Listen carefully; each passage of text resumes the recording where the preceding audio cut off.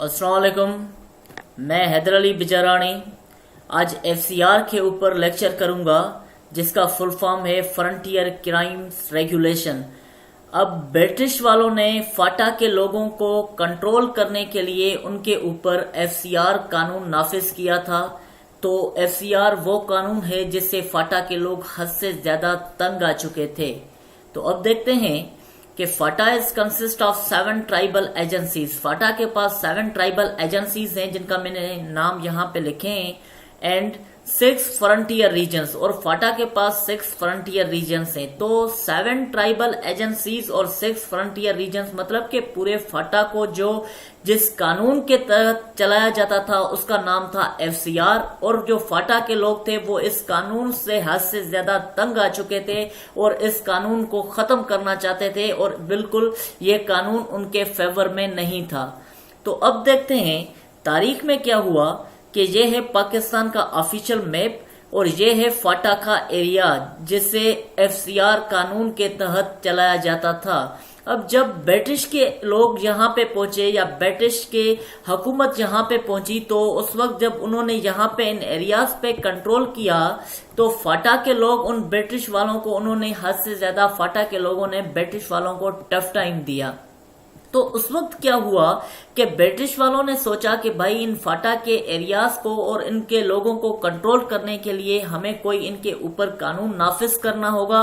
तो उन्होंने एक एक्ट या एक कानून नाफिज किया इन फाटा के लोगों को कंट्रोल करने के लिए 1877 में। उस कानून का या उस एक्ट का जो नाम था वो था मर्डरस एक्ट, मतलब कि जो एक्ट लॉन्च किया गया सिर्फ इनको कंट्रोल करने के लिए। तो उसके बाद कुछ टाइम के बाद इस एक्ट का नाम फिर चेंज किया गया, इसका नाम गाजी एक्ट रखा गया। तो फाइनली 1901 में इसका नाम रखा गया एफसीआर, मतलब कि फाटा के लोगों को कंट्रोल करने के लिए ये एफसीआर कानून नाफिज किया गया। तो फिर क्या हुआ कि जो वो ब्रिटिश के लोग थे, ब्रिटिश के लोगों ने फाटा के लोगों के ऊपर ये कानून नाफिज कर दिया एफसीआर, मतलब कि फाटा के लोग बिल्कुल तंग थे इस एफसीआर कानून से। अब एफसीआर कानून के अंदर किसी भी बंदे को ये इजाजत नहीं कि वो दलील दे सके, मतलब कि nobody is allowed to prove itself। अगर किसी भी बंदे के ऊपर फर्द जुर्म आयद होता है तो उसको ये हक नहीं कि वो बोल सके कि भाई ये मैंने गलती या ये मैंने जुर्म नहीं किया, मतलब कि एफसीआर के अंदर कोई भी इस बात की इजाजत नहीं। और किसी भी बंदे के ऊपर अगर फर्द जुर्म आयद होगा तो वो गवर्नमेंट या एफसीआर को ये इजाजत थी कि उसके जो फसलों की कटाई थी उसको भी रोक सके और उनको भी एफसीआर अपने कंट्रोल में जब्त कर ले, मतलब कि हद से ज्यादा एक टफ टाइम था फाटा के लोगों के लिए। और नो राइट फॉर अपील। तो एफसीआर सिस्टम में या एफसीआर कानून में किसी भी बंदे को ये हक नहीं था कि वो अपील कर सके।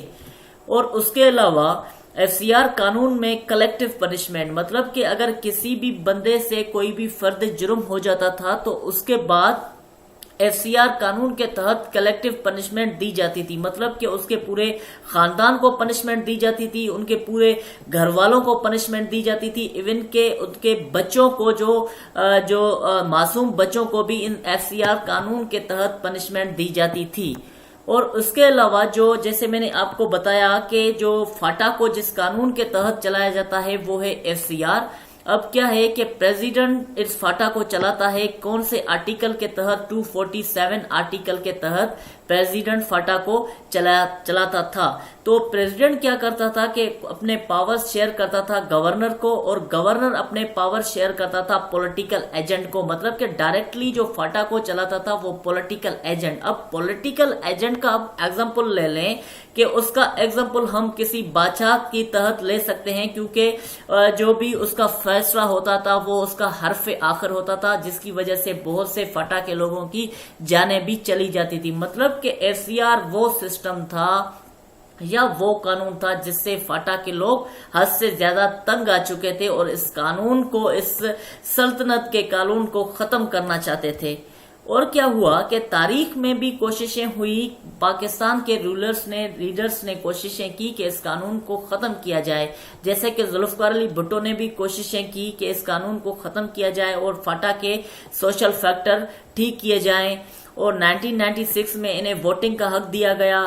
2002 میں جنرل مشرف نے بھی کوشش کی کہ فاٹا میں لوکل باڈیز کا سسٹم لگایا جائے، کیونکہ فاٹا میں جو پولیٹیکل ایجنٹ ہوتا ہے وہ ڈائریکٹ ہی سلیکٹ کرتا ہے کاؤنسلر کو، تو اس لیے لوکل باڈی کا سسٹم لگانے کی کوشش کی جنرل پرویز مشرف صاحب نے، مگر وہ فیل ہوا، نہیں ہو سکی۔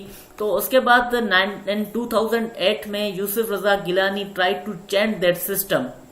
یوسف رضا گیلانی نے بہت کوششیں کی کہ اس سسٹم کو چینج کیا جائے، اور president Asif Zardari added some implement over FCR that you are not allowed to arrest a boy below 16 years and above 65 years۔ تو آصف زرداری جو پاکستان کا پریزیڈنٹ تھا، اس نے ایک بڑی اچھی امپلیمنٹ لائی FCR میں کہ بھائی آپ کو یہ اجازت نہیں کہ کسی بچے کو اریسٹ کرو جس کی ایج below 60 ایئر ہو، یا اس کی کسی بزرگ کی ایج ابو 65 ایئر ہو۔ تو یہ امپلیمنٹ لگائے گئے FCR میں۔ تو اب 2018 میں جو FCR کا جو سسٹم ہے وہ بالکل ختم ہو چکا ہے، فاٹا کے لوگ بالکل آزاد ہو چکے ہیں اس سسٹم سے یا اس قانون سے۔ اب جیسے فاٹا کے لوگوں کی ڈیمانڈ تھی کہ بھئی ہمیں KPK میں مرج کرو، اور انہیں مرج کر دیا گیا ہے، تو یہ پہلے بل جو ٹیبل ہوا وہ نیشنل اسمبلی میں ٹیبل ہوا، اور وہاں سے یہ بل پاس ہونے کے بعد یہ سینٹ میں ٹیبل ہوا، اور سینٹ میں بھی یہ بل اپروو ہوا۔ تو مطلب کہ اب فاٹا KPK گورنمنٹ میں مرج ہوا ہے۔ تو میں نے اس فاٹا کے اوپر بھی الگ لیکچر کیا، جو آپ دیکھ لیں، اس میں میں نے فل ڈیٹیل میں یہ باتیں بتائی ہوئی ہیں۔ تو یہ میرا لیکچر تھا FCR قانون کے اوپر، جو 2018 میں یہ قانون ختم کر دیا گیا، اور جو فاٹا کے لوگ اس قانون سے حد سے زیادہ تنگ آ چکے تھے۔ میں امید کرتا ہوں آپ کو یہ لیکچر پسند آیا ہوگا۔ اگر پسند آیا تو لائک کریں، شیئر کریں، سبسکرائب کریں۔ Thank you, that's all, leave long Pakistan.